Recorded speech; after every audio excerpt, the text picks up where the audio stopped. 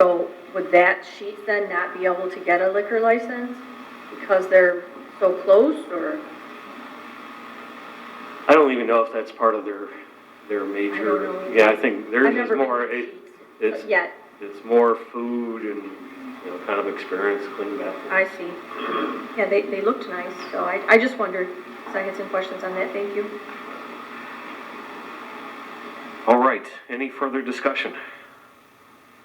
All right, all those in favor say yes? Yes. All those opposed say no. That's a sad motion carried. Item 8.7 is a motion to nominate and appoint blank to fill the vacant position on the Taylor City Council per section 4.5 of the Taylor City Charter. Are there any nominations? Any nominations? Hearing none, that'll take us to open business. Councilwoman Brandana, you did have a question about one of the items on the consent agenda? Yes, if Mr. Botier could come up, our CFO, is that what it is? And give us just a summary for the residents about, you know, how the retirement funds are faring and doing good. Okay, through the chair to Councilwoman Brandana's comment question regarding item 7.1, 7.2, the investment portfolios for the general pension and police and fire pension. So I'm going to start with 7.1, which is the general pension. As you see, your document, you have the 10-page report, and just kind of go over a brief summary.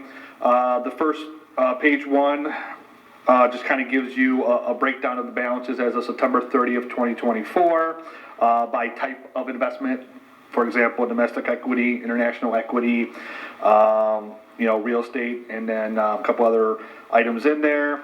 Page 2 goes into the quarter activity, contributions, distributions, and also gains on investments. The balance as of 9/30 was just over 47.2 million in the fund. Page 3 goes over the performance, comparative performance. I look at this as the most important page of these documents. As you can see, it gives you a trailing quarter, year, 3-year, 5-year, 7-year, 10-year investment comparative performance. And just for example, what I'd like to look at is I always kind of look at 5-year because as we do actuarial reports and things like that, we look at a rolling 5-year return to make sure that we're meeting our assumptions used in our actuarial reports. So just kind of example on page 3, if you look at the 5-year, the total fund composite, which means the total fund brought in about 9.6% return. And the last number on that section says all public plans median. So all public plans, the average was 8.31% return. So the plan was doing better than the average government plan. So we'd like to see that, obviously. And I believe, if I could, yes.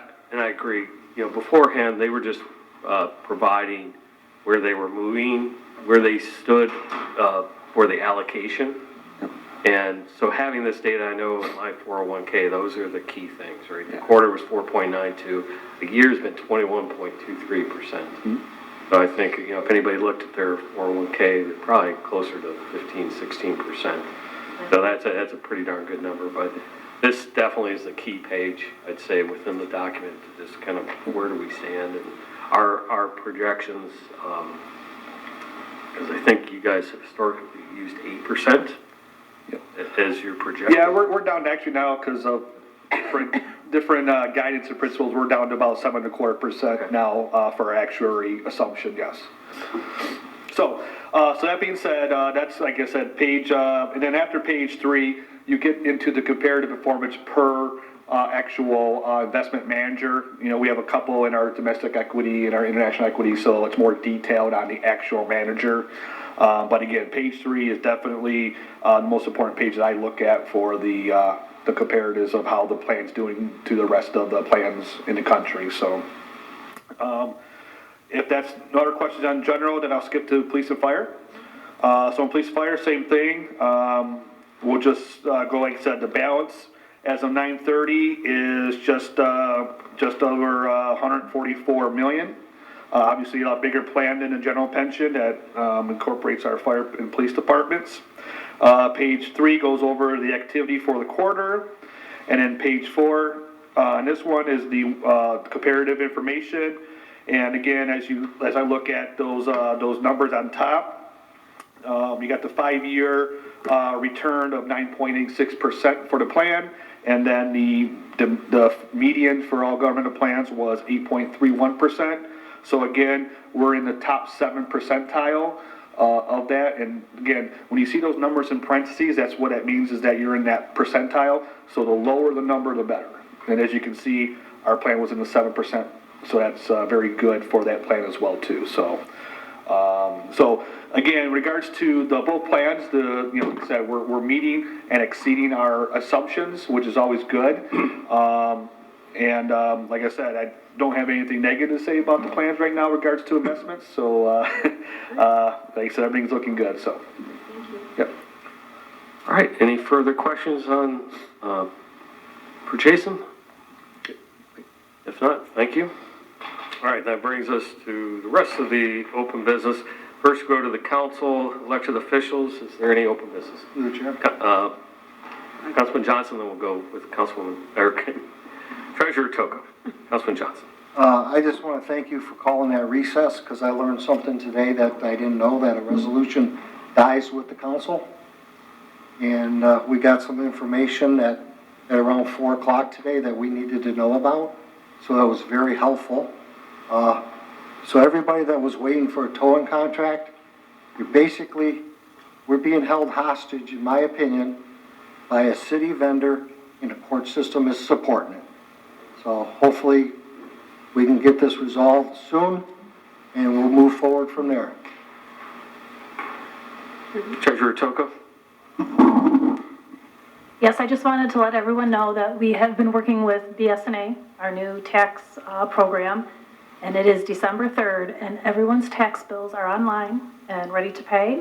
They will be mailed out at the end of the week. There is a new site that you have to go to. It's bsna.com, and all residents are able to register their property and look at it for free, all of the tax information. Anyone can go in and pay your bill, though. You don't have to register for it. Carl is in the process of fixing the link on the webpage where you normally clicked on property tax lookup for it to go to the BSNA site rather than the old site. So does that provide for a link into checking account to pay? Yes, it is cost effective to use your bank account as opposed to a credit card, unless you're getting points for your Right, so if it goes to your bank account, there's 0 fee? It's a flat $3 fee. That's all it is. Where with a credit card, it could be anywhere from $15, depending, it's a percentage of your tax bill as well. And BSNA was wonderful to work with. Councilwoman Witten. That's good news. I just want to add to what Councilman Johnson said, that I think we've been looking at towing since February. The reason we were looking at towing is because we had individuals that brought forward legitimate complaints with coolant cleanup bills of $17,000 to $20,000 of tow bills that exceeded what we believe to be the contractual price. That's why this was brought forward. I'd also say it's just prudent to bid this out. This current contract has been in place since 2007. With one pricing amendment in 2014. We don't have any contracts in this city that have went on this long without a bid process. We owe it to the people that we serve to do our due diligence. And we owe it to people when there are complaints to actually follow up on them and hold vendors accountable. I'm disappointed, with the motion earlier to go in a closed door and give a legal update. I think that's our job.